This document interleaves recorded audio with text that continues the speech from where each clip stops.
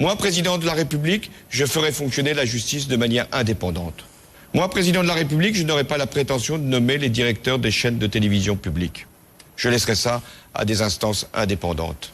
Ce discours de François Hollande en mai 2012, discours historique. Moi, président de la République, vous nous l'avez expliqué, Julien Barret, vous êtes linguiste et formateur dans la prise de parole, qu'il utilise un outil de la boîte à outils de l'art oratoire qui s'appelle l'anaphore, c'est cette répétition. Pourquoi c'est efficace? Pourquoi il est rentré dans l'histoire, ce discours?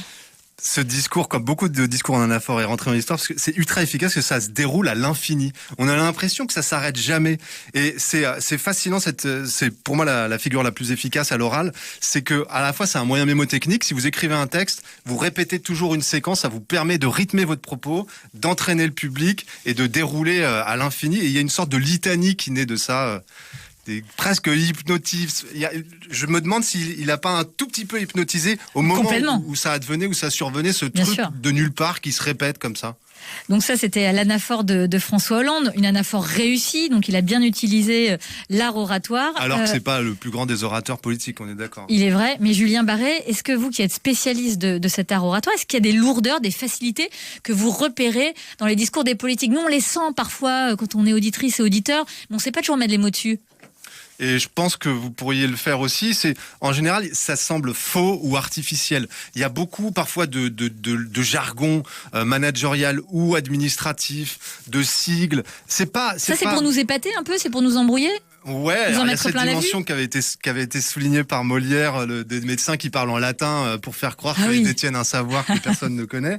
Il y a un côté comme ça, ouais. Et puis il y a peut-être une autre tendance qui serait celle du storytelling, à raconter un peu sa vie. Et là, peut-être qu'ils arrivent à masquer le côté langue de bois, mais on peut tomber dans d'autres excès. Le problème, c'est que, à mon avis, souvent c'est pas assez naturel, c'est pas assez fluide ni sincère ce qu'ils disent. Ouais. Faudrait juste nous parler en fait. Regarder dans les yeux et nous parler. Un peu Sarkozy et Ségolène Royal en changeant les choses dans le discours politique traditionnel, mais bon, il reste toujours à se perfectionner et à être peut-être plus spontané. On a vu l'anaphore de François Hollande, on a vu chez Coluche la suspension, donc là on commence à avoir pas mal d'outils dans notre boîte à outils de l'art oratoire. Quels sont les autres outils intéressants ? Alors, vraiment, c'est bien de parler de boîte à outils. C'est fascinant, l'art oratoire et la rhétorique, parce que c'est à la fois une technique et une pratique. C'est une théorie, c'est-à-dire on apprend comment se forment les discours et on est capable de parler. C'est pour ça qu'il y a le grand retour là de la rhétorique après 100 ans d'interruption, le grand retour de la parole.